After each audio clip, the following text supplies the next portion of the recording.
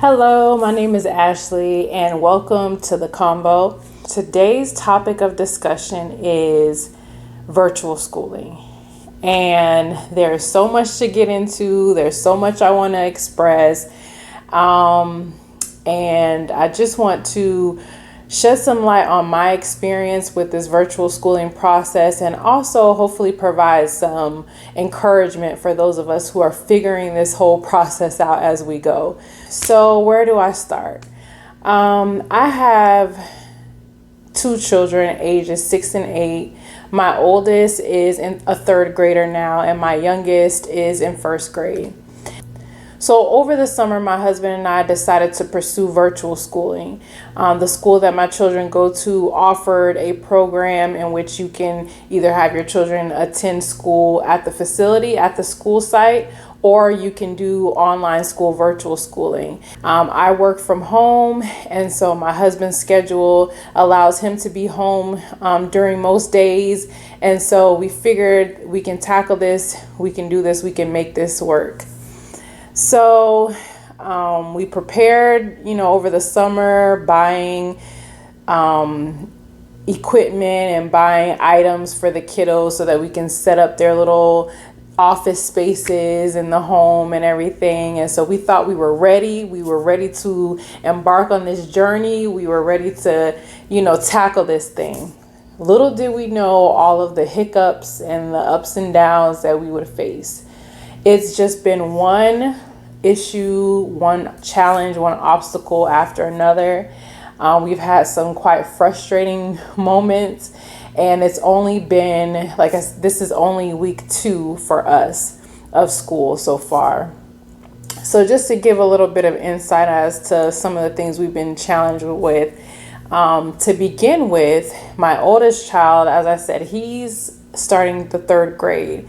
And as we all know, third grade is really one of those formative years in school.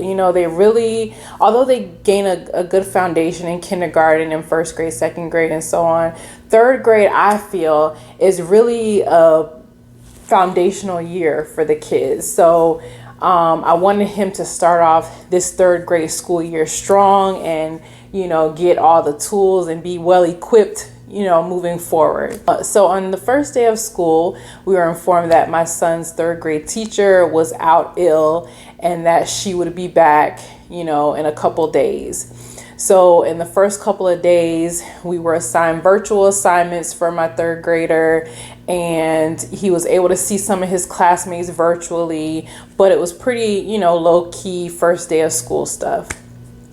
That was fine. Then we fast forward to, I want to say Thursday of the week.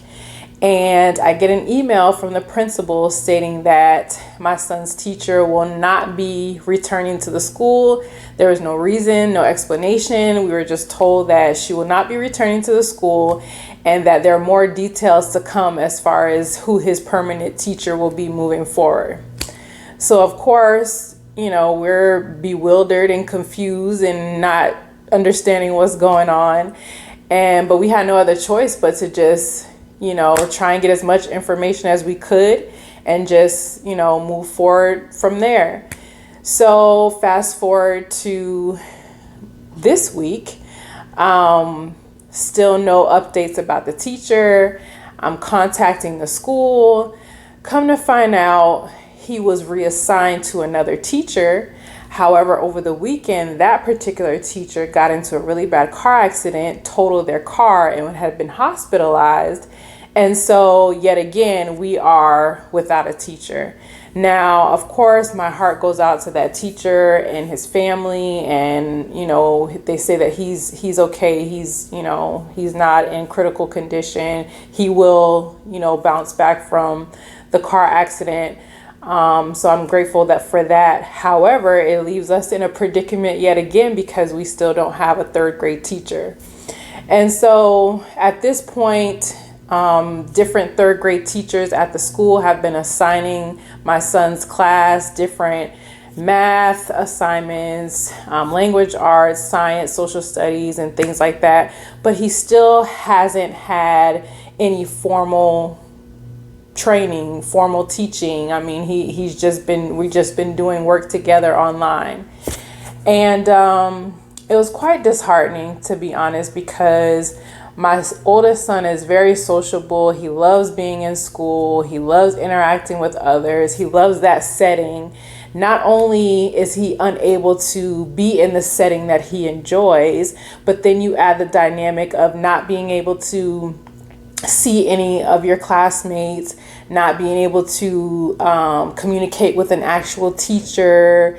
There's just a lot of social norms that he was used to that he no longer has access to. And so for me, that's been a struggle to try and just, reassure him that everything is going to be okay. Everything is going to work out. This school year is going to be a great school year. So it's been a challenge to keep him encouraged and also for me to remain encouraged at the same time.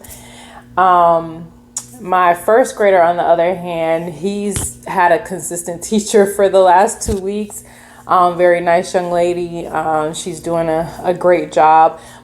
But then the other piece of that is that there's been lots of technical issues, as I'm sure many of you have experienced with your kiddos.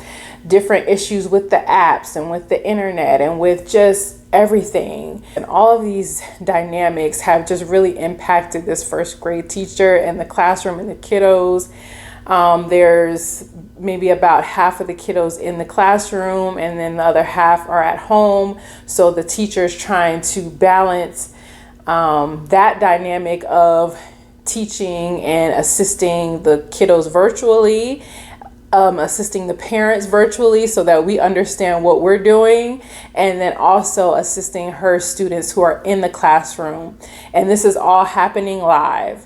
So it's been quite the experience. And in addition to that, I'm also working full time. Although I work from home, I do have a pretty heavy workload, pretty high level position. And so, of course, I have to be in tune to my work responsibilities. My husband works full time, so he, has his work responsibilities. And it has just been a lot more complex and challenging than I thought. I have certainly added several notches to my resume. I have been the full-time employee, the mommy, the wifey, the chef, the janitor, the PE teacher, and the educator. And that's one of the most important pieces of this is that I have no formal training as an educator. And so I'm trying to navigate that piece as well and not do my kids a disservice by, not giving them the support and the tools that they need. And so it's definitely been a challenge. I know that some folks were unable to participate in virtual schooling. So then there's the dynamic of the stress and anxiety of, your kiddo being in school and what that process is like while you're having to go, to your workplace. So I know that we're all in this just difficult time where there's so many unknowns. There's so much that we are trying to sort out and work through day by day and still just find the balance. And I wanted to provide just some tidbits that have helped me through this process, and hopefully they may assist you all as well, help you to stay encouraged and help you to maintain some piece of sanity. And one of the things that I wanted to point out that has really helped me is to cut the teachers a little slack. Just like we're all trying to sort this thing out, figure out what's what with this virtual schooling, or if your child is in the school setting, we're trying to navigate that. as much as we're trying to navigate that and figure those things out, the teachers are trying to figure out the same. Oftentimes I've been getting emails from teachers late at night. So they're obviously working and sorting things out even after hours. And I think many of them really do have our children's best interests at heart, and they really want to do an impeccable job this school year. But they've had to face some obstacles that no one could have predicted. And so I just have tried to, those times where I feel my blood boiling, where I'm like, okay, you're on an app, but I can't see your screen, or,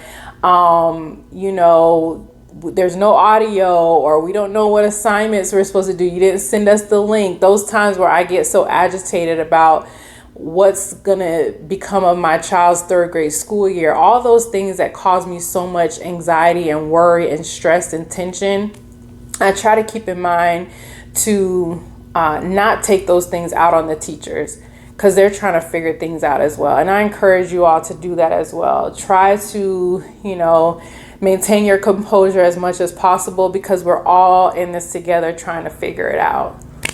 And the next thing that I want to encourage all the parents out there to do is something that my child's first grade teacher does in her classroom. And you all may have heard of this, but every so often in the class, the kiddos take what they call a brain break. And during that break, they shut off their iPads or their laptops, or put their pencils down, and they get up out of their seats, and they either listen to a song and, dance, wiggle their bodies around, or they just do something to kind of disconnect from the academic part of school. And I just thought that that was really sweet and really cute, but it also reminded me that I have to take brain breaks too. I have to take that time to disconnect, to re-energize, even if it's a few minutes, to just step outside of my front door, let the sun hit me, go in a different room, take a few minutes, have a cold, glass of water or some fruit or whatever you need to do to take your brain break during the day while you're trying to juggle all your many roles. I highly encourage you to do so. It makes a world of a difference. You'll feel rejuvenated, and most importantly, you'll be able to refocus, not take your frustration and agitation on what's going on in your day-to-day out on your kid or your teachers or, your husband or wife or whomever. It'll really help you to just get recentered. And I would encourage you to take as many of those brain breaks as you possibly can, because like I said, it has made a world of a difference for me, and I'm sure it'll do the same for you. So this was an amazing vent session for me.